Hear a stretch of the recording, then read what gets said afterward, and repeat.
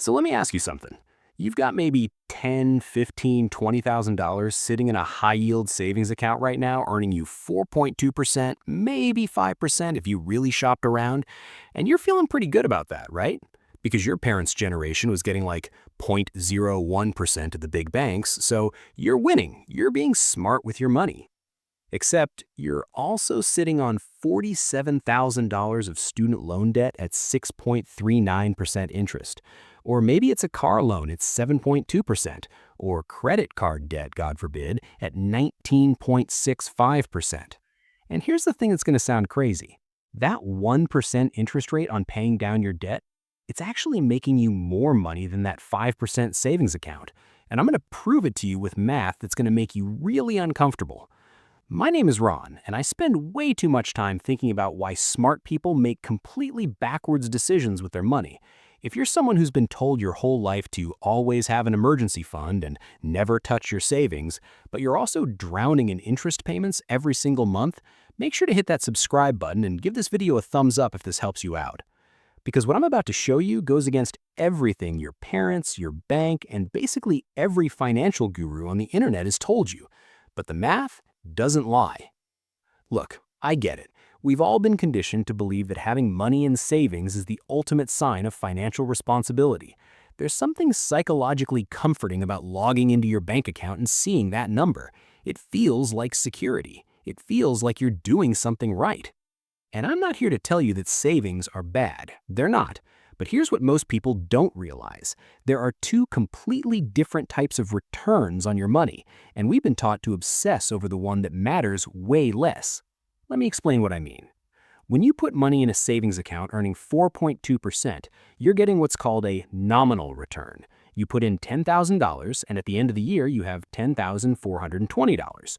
That feels good. That's real money you can see and touch. But when you pay off debt, you're getting what I call an avoided cost return. And this is where people's brains completely short-circuit.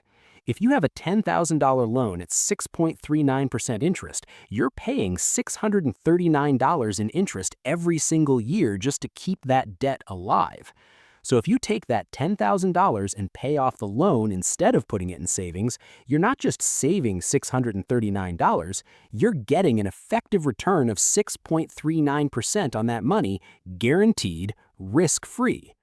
Now you might be thinking, okay, Ron, but 6.39% is higher than 4.2%, so obviously I should pay off the debt. Except here's the thing. The majority of Americans with debt also have savings accounts. Recent data shows that the typical American household has several $1,000s in savings, but also carries significant credit card debt at an average interest rate of 19.65% as of January 2026. 19.65%.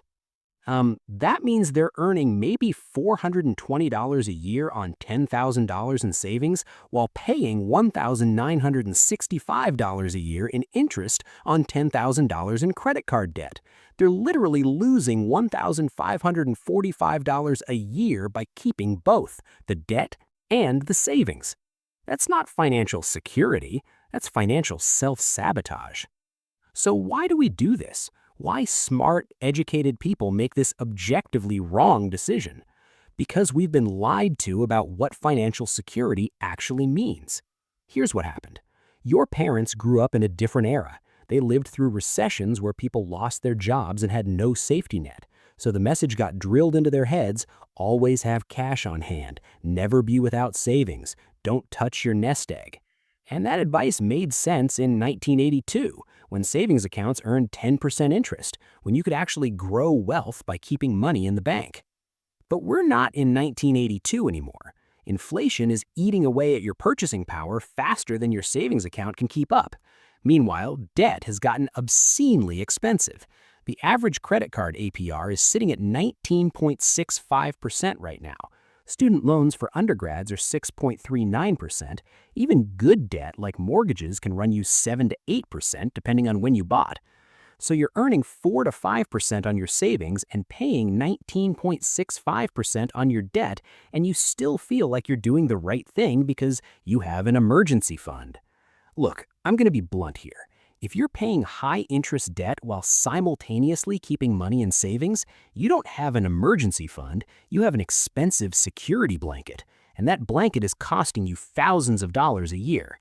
Here's the psychological shift you need to make, and this is where it gets really interesting.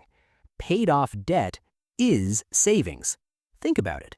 If you have no debt, you have no required monthly payments. That means your emergency fund doesn't need to cover interest payments. That means every dollar you earn goes further. That means if you lose your job, you can survive on a fraction of the income because you're not hemorrhaging money to Visa and MasterCard every month. Paid-off debt creates breathing room. It creates flexibility. It creates actual security, not just the feeling of security. Okay, let me show you exactly how this works with real numbers because this is the part that's going to blow your mind. Let's say you have $20,000 in savings earning 4.2% APY, and you also have $20,000 in student loan debt at 6.39% interest. Scenario A, you keep both. Savings interest earned in year 1 is $840. Debt interest paid in year 1 is $1,278. Net position, minus $438. You literally lost $438 that year by keeping both. Scenario B, you pay off the debt. Savings interest earned, 0. Debt interest paid, 0. Net position, 0. But you're also not paying $1,278, which means you effectively made $1,278 by avoiding that cost. Now, over 10 years, assuming you don't add to either account, here's what happens. Keeping both, your savings grow to about $31,283, your debt grows to about $36,891 if you're only paying minimums, and you've paid roughly $16,891 in interest over that decade. Net position, minus $5,608. Paying off the debt, your savings is 0 initially, but you're now free to save that old debt payment. Let's say $350 a month. Saving $350 a month at 4.2% interest gives you $51,847. So in scenario A, after 20 years, you're still dealing with debt, or you finally paid it off and managed to save some money, but you've paid tens of thousands in interest along the way. In scenario B, after 20 years, you're debt-free and you have $51,847 in savings, and you paid $0 in interest. The difference? Over $45,000. $45,000 that you either spent on interest or kept for yourself. Same income, same person, just a different decision about which number to prioritize. Now, you might be thinking, okay, Ron, but what if I have an emergency? What if I lose my job and I've used all my savings to pay off debt? Then I'm screwed, right? Great question, and this is exactly where the financial advice industry has failed you. Here's the thing. If you have an emergency and you've already paid off your debt, you have options. You can use a credit card temporarily. You can get a personal loan. You're not in a worse position than you were before. You're actually in a better position because you don't have existing debt eating away at your income. But if you have an emergency and you still have debt and savings, you're just going to drain your savings to cover the emergency and then you'll still have the debt. You've just delayed the inevitable. Plus, and this is crucial, most emergencies aren't actually emergencies. Studies consistently show that most Americans struggle to cover unexpected expenses around $1,000. But when researchers track what people actually consider emergencies, it's stuff like car repairs, medical bills, and home maintenance. These aren't emergencies. These are foreseeable expenses. If you own a car, it's going to break down eventually. If you own a home, something's going to break. If you have a body, you're going to need medical care. The real emergency fund isn't $10,000 in a savings account. The real emergency fund is having no debt payments. So when these emergencies happen, you can cash flow them without destroying your financial life. But Ron, what about a down payment on a house? What about retirement? Shouldn't I be investing? Yes, absolutely. But here's the priority order that actually makes mathematical sense. Get a small starter emergency fund, maybe $1,000 to $2,000. Pay off all high-interest debt, anything above 7 to 8%. Build your full emergency fund, 3 to 6 months of expenses. Invest for retirement and other goals. Notice what's second on that list? Debt. not save for a house while also paying off debt, not invest in the stock market while also carrying credit card balances. Pay off the debt first. Because, here's what most people don't realize, the average stock market return is about 10% per year over the long term. But if you're paying 19.65% interest on credit card debt, you'd need to beat 19.65% returns just to break even. And I promise you, Warren Buffett himself can't reliably beat 19.65% returns year after year. So why are you trying? So, let's get back to that 1% account in the title. What the hell was I talking about? Here's the truth. I lied to you. Sort of. There's no magical 1% interest savings account that somehow beats 4 to 5%, but there is a 1% net worth account that absolutely destroys a 5% savings account, and that's your debt payoff account. Because every dollar you put toward debt is a dollar that's not accruing interest against you, and depending on your debt situation, that can be saving you 6.39%, 8%, 15%, 19.65%, or more per year in avoided interest costs. A 4.23% return sounds great until you realize you're simultaneously accepting a negative 19.65% return on the other side of your balance sheet. Let me put this in terms that might make it click. Would you take out a loan at 19.65% interest to invest in something that returns 4.2%? Of course not. That would be insane. You'd lose over 15% on every dollar. So why are you doing exactly that by keeping savings while carrying credit card debt? It's the same transaction, just backwards. You're paying 19.65% to borrow money that you already have sitting in a savings account earning 4.2%. You're voluntarily losing over 15% per year. That's not financial security. That's not being responsible. That's just expensive peace of mind.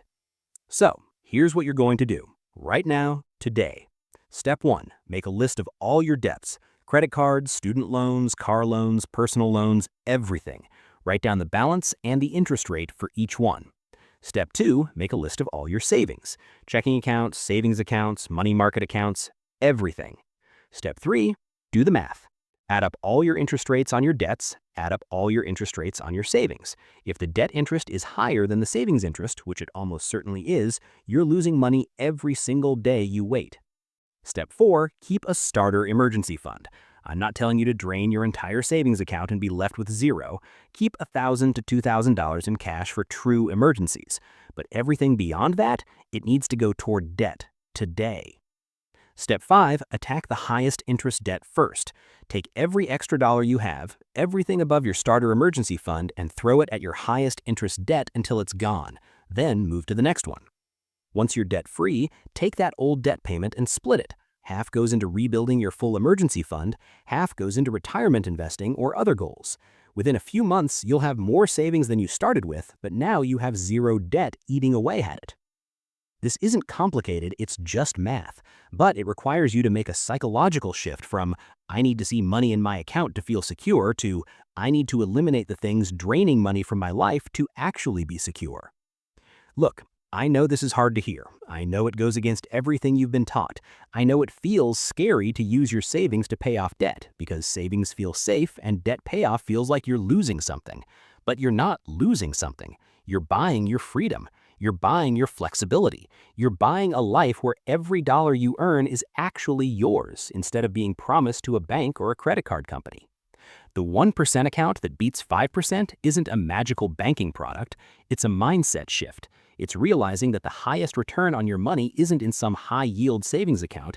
It's in eliminating the things that are actively destroying your wealth every single day.